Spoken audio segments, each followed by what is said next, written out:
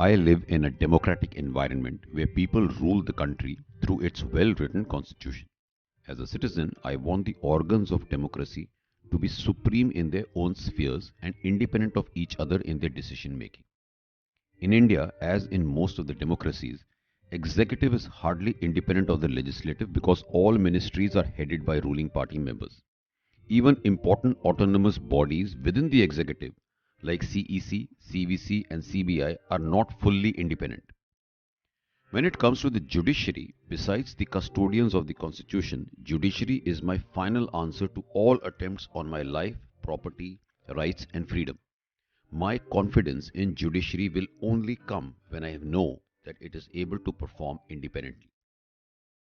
Independence means ability to judge without influences, and these influences can come from three sources. First, from other organs of democracy like legislative or executive. Second, from within the judiciary itself of senior judges influencing junior judges or affecting their promotions, etc. And thirdly, from influences within the judge himself, that is greed, fear, overambitious aims, etc. Definition of judicial corruption.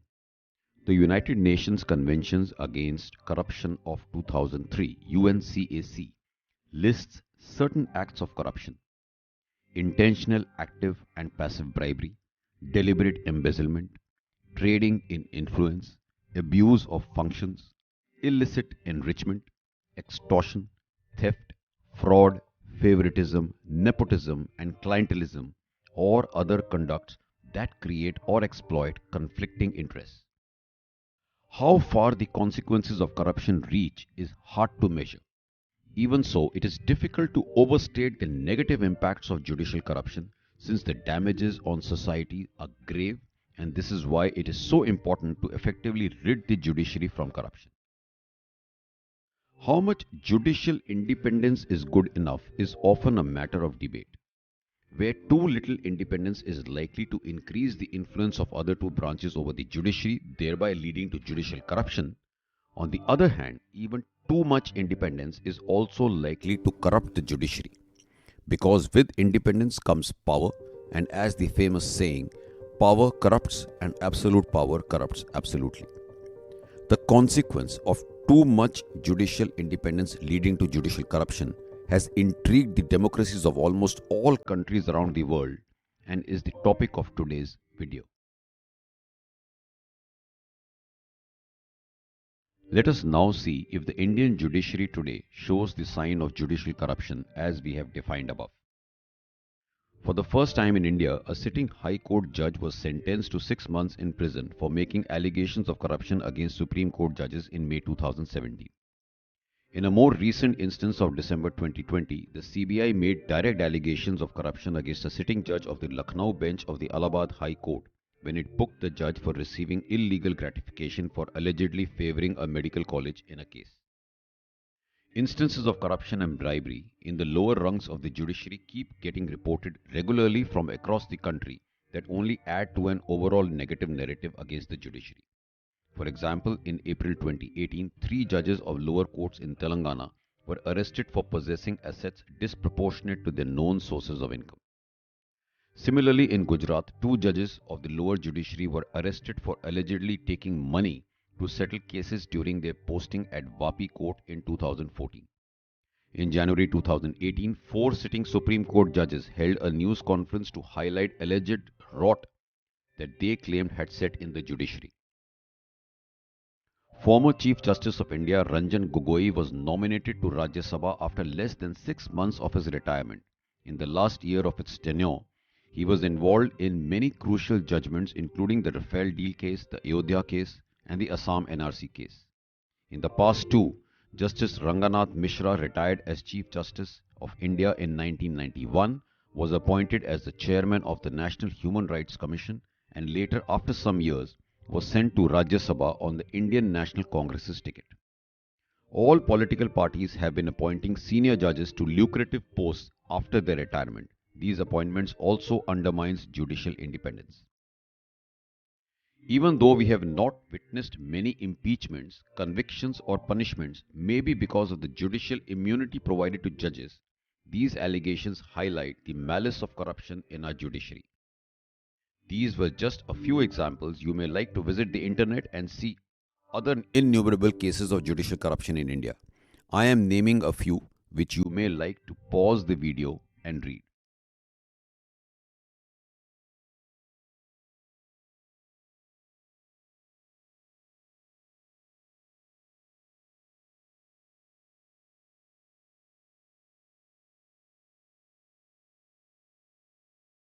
Almost all the above examples are corruption arising either out of influences from within the judiciary or out of individual greed and vices or influences within. Abuse of power, which is defined as another form of corruption, also emanates from too much independence given to the judiciary from other two organs of the government: judicial review, judicial restraint, judicial activism, judicial overreach, and judicial adventurism. You would have often heard of these debatable terms that determine judicial independence from other two organs of the government. With an aim to ensure that citizens' freedoms and rights are never compromised and basic structure of the Constitution is not disturbed, Articles 13, 32, and 226 give the judiciary power to review acts of legislative and the executive. Judicial review is classified into the following three categories: judicial review of constitutional amendments, judicial review of legislation of the parliament and state legislatures and subordinate legislations, judicial review of administrative action of the union and state and authorities under the state. The Supreme Court used the power of judicial review in various cases as listed. In 2015, the Supreme Court declared both the 99th Constitutional Amendment 2014 and National Judicial Appointments Commission NJAC Act 2014 as unconstitutional and null and void. Another example of judicial review was striking down of the Section 66A of the IT Act as it was against the fundamental rights guaranteed by the Constitution. Judicial restraint. When judicial review is carried out in a restrained manner by only following what is written in the Constitution in black and white or in the form of past precedents of judgments, then the review is termed as restrained and hence the term judicial restraint. When a judge favoring judicial restraint approaches the question of whether a law is constitutional, they tend to side with the government unless the unconstitutionality of the law is extremely clear. Judicial activism. When judicial review is carried out in a proactive manner like PILs or suo motu cognizance by the courts, more importantly when the judiciary departs from normally practiced strict adherence to judicial precedent in favor of progressive and new social policies, and in fact considers personal views while reviewing or adjudicating for the greater good of the society, then the judiciary is termed to be active and hence the term judicial activism. Invention of the basic structured doctrine in the Keshavanand Bharti case, by which Supreme Court further extended the scope of judicial review. Incorporation of due process of law instead of procedure established by law. Collegium system. Institutionalization of PIL. Banning smoking in public places based on PIL. The order by Supreme Court in 2001 to provide midday meals to school children. The order passed by the National Green Tribunal banning diesel trucks older than 10 years in Delhi, etc., are all forms of judicial activism. What is better, judicial restraint or judicial activism? This is the debatable topic and one will find the opinion divided. Judicial activism or judicial restraint by itself is neither a virtue nor a vice. It all depends on the context. Many have cited positive outcomes in the society as a result of judicial activism. They feel too much of a good thing can be bad, and democracy is no exception. The courts should stand in the way of democratic majorities in order to keep majority rule from degenerating into majority tyranny. In doing so, the courts are bound to err on one side or the other from time to time. It is much better for the health of our constitutional democracy if they err on the side of activism, striking down too many laws rather than too few. While on the other hand, lobby that backs judicial restraint argues that there is a broad separation of powers under the Constitution and each organ of the state must have respect for others and should not encroach on others' domain.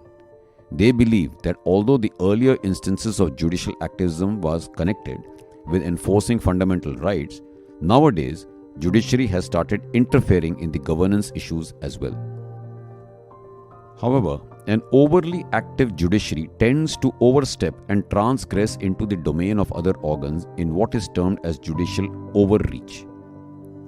In the Aravali Club case, the Punjab and Haryana High Court ordered the creation of permanent jobs for tractor drivers at the state-run Aravali Golf Club in Faridabad.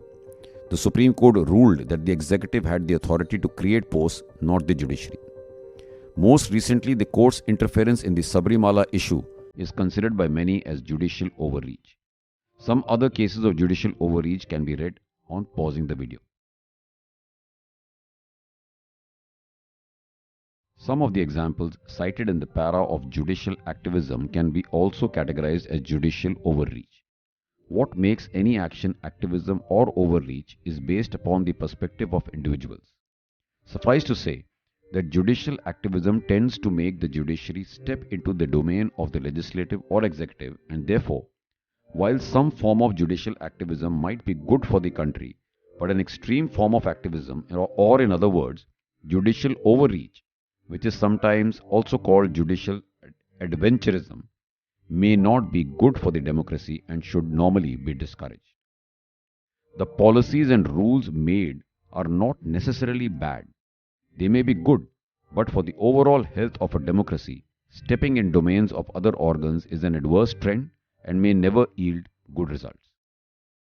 You may read the case study of National Task Force set up by the Supreme Court to understand that there is a very thin line between activism and overreach, or right and wrong. Judicial performance. Judicial performance, though, is not directly linked with judicial corruption. Poor performance can lay down a perfect environment for corruption to brew.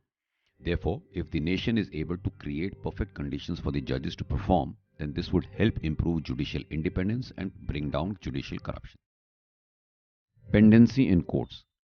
Apart from signs of corruption and abuse of power by judicial overreach, the current pendency in courts also tells us the sorry state of our judiciary. As of July 2020, the pendency is as given on the slide. Further, according to an analysis, if the judges closed 100 cases every hour without eating or sleeping, it would take more than 35 years to catch up. 57% of district and subordinate court cases take more than 10 years to dispose. Rich and guilty spend years outside on bail, whereas poor and innocent may spend lifetime in jail. According to worldjusticeproject.org, WJP Rule of Law Index 2020, Global Rule of Law ranking of India with respect to all government, including judiciary, is 69th. Denmark is number 1, US is 21, UK is 13, Pakistan is 120, and China is 88. And last is Venezuela, 128. Other rankings with respect to judiciary were as given on the slide. Infrastructural and manpower shortage. As on 2015, subordinate judiciary has been working at a deficiency of 5,018 courtrooms. 41,775 staff positions are lying vacant. High Court judges are deficient of 41% manpower, Supreme Court by 22%. Judge population ratio in India is only 21.03 judges per million people and increasing. China is 300, US is 150. With cases of power abuse, influences, nepotism, clientelism, favoritism, judicial overreach, pendency in courts, and lack of manpower and infrastructure clearly over the graph, everything is not right in the Indian judiciary. What then is the remedy? We shall study this in part 2.